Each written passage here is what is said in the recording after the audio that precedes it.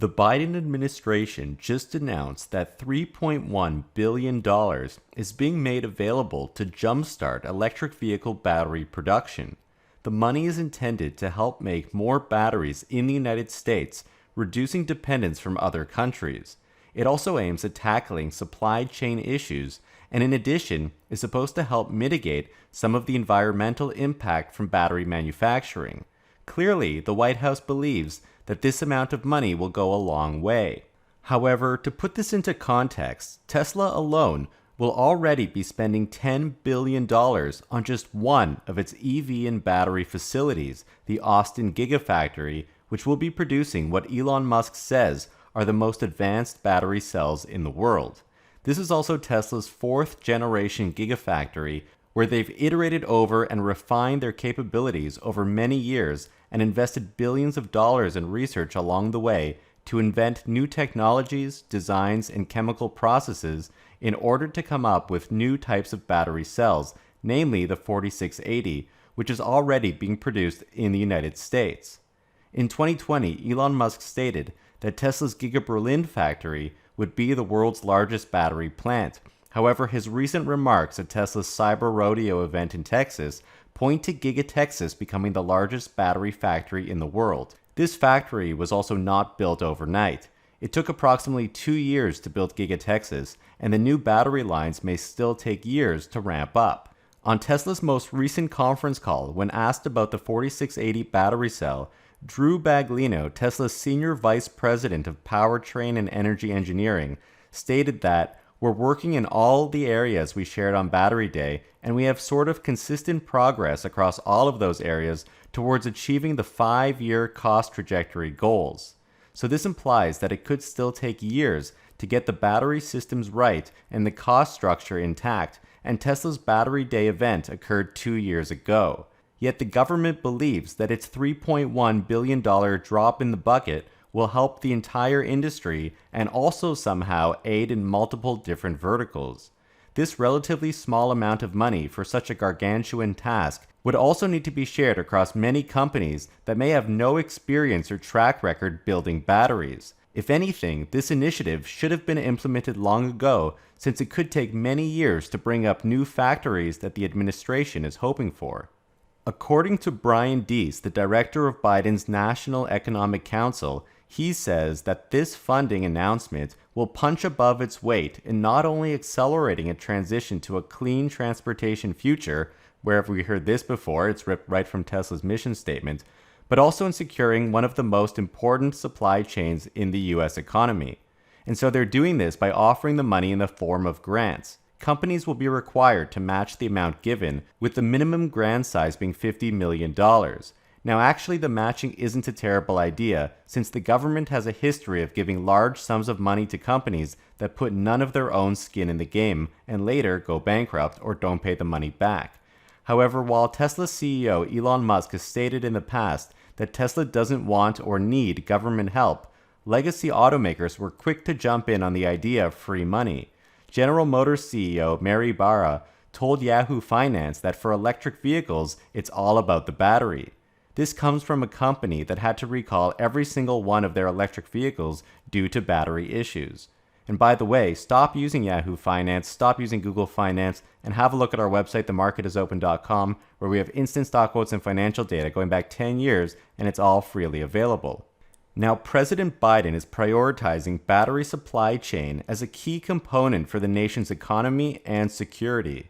During the president's White House speech, he stated that he is going to use the Defense Production Act to secure American supply chains for critical materials that go into batteries. He cites lithium, graphite, nickel, and more, while calling for an end to the long-term reliance on China and other countries for inputs that will power the future. Now, while this is crucial for the future of the United States, it's interesting how quickly batteries became important for national defense now that there's a problem.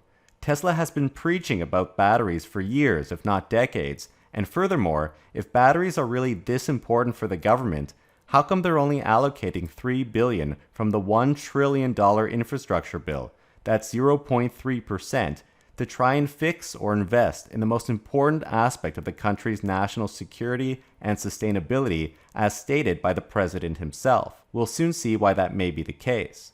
Now, in total, there appears to be an allocation of $7 billion, which includes this $3 billion, plus additional funds for EV charging stations and electric buses, neither of which really require government assistance because corporations are already building out EV charging networks on their own without the need of taxpayer money or printing money, since the taxpayer can't actually keep up with government spending.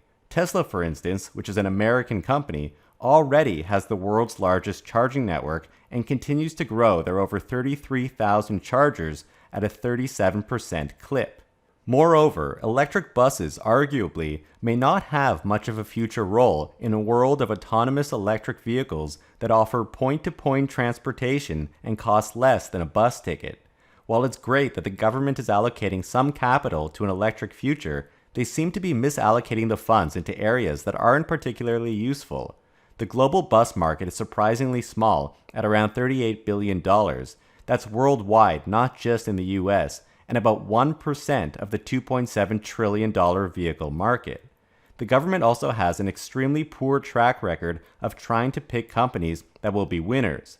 Back in 2008, the government created the Advanced Technology Vehicle Manufacturing Loan Program, which was supported by an astounding $25 billion. While the government is still waiting to get back billions of dollars from companies such as Ford and Fisker, for instance, which took money and then went bankrupt, at least the government seemed more serious back then, and one would think that the US would be investing far more today for something so critical to national security. When all's said and done, it appears that this $3 billion is too little and too late. Tesla, for instance, is already working on everything that Joe Biden has outlined and then some. Elon Musk has been stating for years that Tesla will enter the lithium mining business. This was brought to shareholders' attention at Tesla's Battery Day in 2020. And just recently, Elon Musk has reiterated that there is no shortage of the element itself, as lithium is almost everywhere on Earth, but pace of extraction or refinement is low. And it was also stated on a recent Tesla conference call that a lithium metals refinement plant could take 1 to 2 years to bring up. But Joe Biden states that, "Now for the first part of my plan is about meeting an immediate crisis. The second part is about declaring real American energy independence in the long term so that we never have to deal with this problem again." It almost appears that whether or not this small $3 billion funding has any effect, Biden will be taking the credit for transforming the industry to electric under his plan. The administration's goal is to hit 50% electric vehicle sales by 2030. However, investment firm ARK Invest is estimating about 40 million electric vehicles, or 40 to 50% of the world's cars, will be electric by 2025.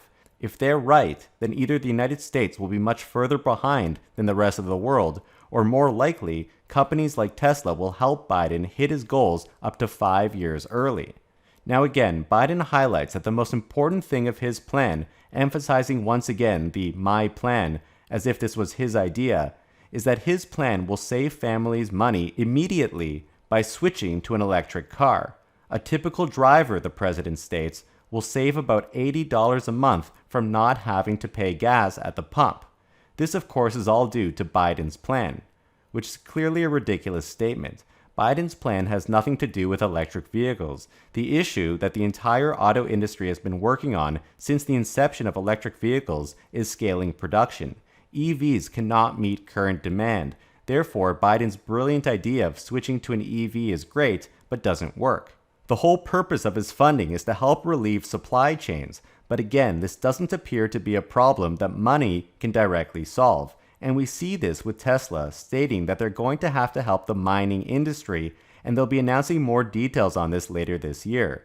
Tesla already seems to have all of the pieces for solving the battery production problem, but it's the raw material processing that they believe will become a bottleneck for which they need to vertically integrate even further. The whole issue here has to do with Biden saying that his bill will save Americans money right away by switching to an EV, which makes no sense since there's a shortage of EVs to switch to, which the bill is supposed to help fix, and if anything, over multiple years. Along the same lines, Biden also references solar energy, saying that 11 CEOs of America's largest utilities told him that if his plans pass before Congress now, typical families will see immediate savings on their electricity bill up to $500 a year. Again, this goes back to Elon Musk's quote from the Joe Rogan podcast, where he said, "If you don't make stuff, there's no stuff." Joe Biden appears to think that passing his bill immediately saves families money with solar panels.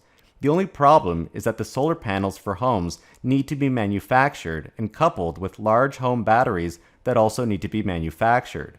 And so, of course, the CEOs of utility companies want free money and they want electricity usage to increase, which is good for business.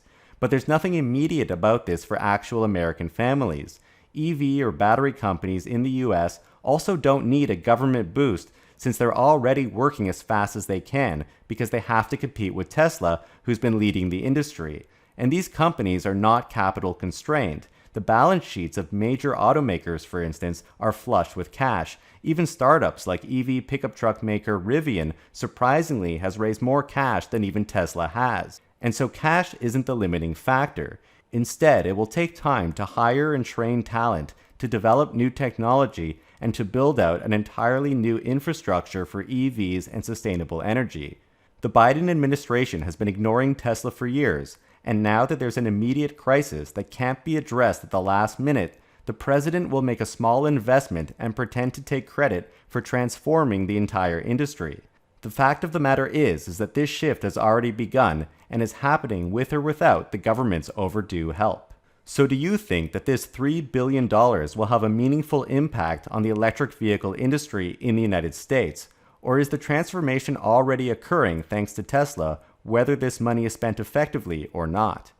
Please hit the like button and subscribe. We would really appreciate that. And a huge shout out to all of our patrons that help to support our channel. Your support helps us to continue to make great content. Thank you guys so much for watching.